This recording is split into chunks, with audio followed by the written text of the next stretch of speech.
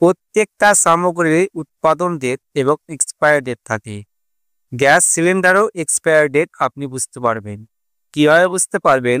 দেখবেন যে গ্যাসে ABCD এই 4টি লেটার থাকে এবং লেটারের শেষে 2টি সংখ্যা থাকে। এই সংখ্যা এবং লেটার অনুযায়ী বুঝতে পারবেন যে গ্যাস সিলিন্ডারের এক্সপায়ার ডেট কত।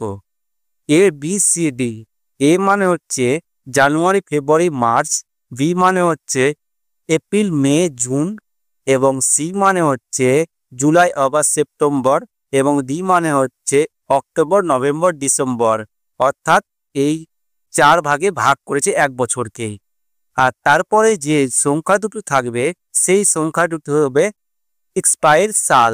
অর্থাৎ যদি গ্যাস সিলিন্ডার লেখা থাকে A26, তাহলে বুঝে নিতে হবে সেই গ্যাসটি 26 সালের মার্চ মাস পর্যন্ত এক্সপায়ার ডেট রয়েছে।